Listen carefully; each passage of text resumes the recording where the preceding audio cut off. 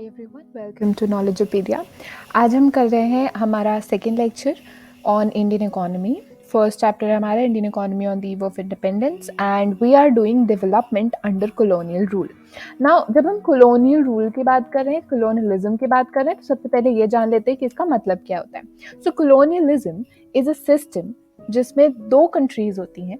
उन दो कंट्रीज के बीच में कुछ ऐसे सोशल और पॉलिटिकल रिलेशनशिप्स होते हैं जिसके चलते उन दो कंट्रीज में से एक कंट्री रूलर होती है और एक कंट्री कॉलोनी होती है जिस पे रूलर रूल करता है। ओके, सो जो रूलिंग कंट्री है उनका अपनी कॉलोनी पे बहुत सारा पॉलिटिकल कंट्रोल होता है और कॉलोनी की जितनी भी पॉलिसीज बनाई जा रही हैं वो उसको डिटरमाइन करते हैं।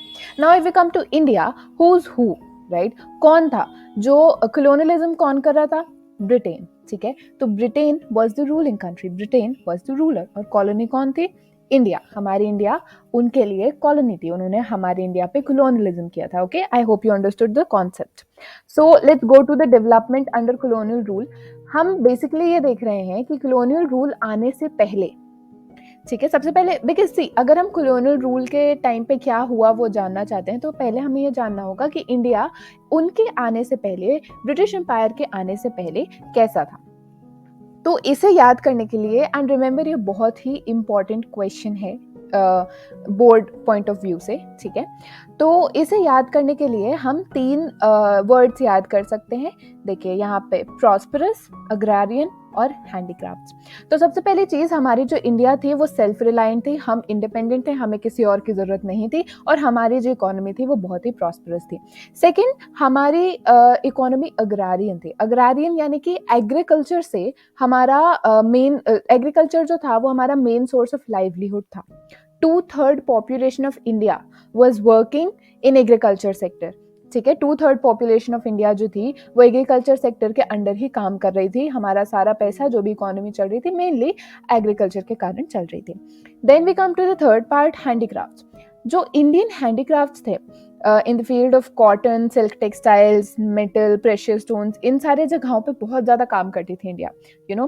तो हमारा एक वर्ल्ड वाइड मार्केट था। रेप्यूटेशन था कि इंडिया का जो भी माल होता है उसमें बहुत ही फाइन मटेरियल यूज होता है और बहुत हाई क्राफ्टमैनशिप होती है।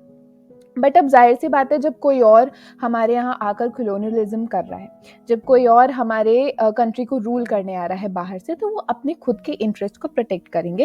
एंड ब्रिटिशर्स ने भी वही किया। ब्रिटिशर्स ने जितनी भी पॉलिसीज बनाई वो इसलिए बनाई ताकि उनके इंटरेस्ट जो थे वो प्रोटेक्ट किए जा सकें। नाउ से हमें किसी कंट्री के डेवलपमेंट को जानना है कि किस टाइम पे कैसा डेवलपमेंट था, तो हम नेशनल इनकम और पर कैपिटा इनकम को देख सकते हैं, राइट।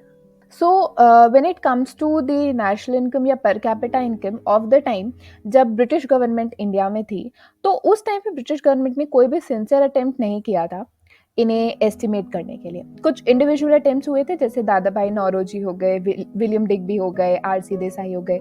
इन्होंने इनकम को, नेशनल इनकम और पर कैपिटा इनकम को कैलकुलेट करने की कोशिश की थी, बट हम डॉक्टर राव के कैलकुलेशन को सबसे ज़्यादा सिग्निफिकेंट मानते हैं। अब अगर हम स्टडीज़ की देखें तो स्टडीज़ के हिसाब से जो एग्रीगेट रियल आउटपुट था उसकी ग्रोथ सिर्फ 2% से भी कम थी और पर कैपिटा आउटपुट की ग्रोथ 0.5% थी।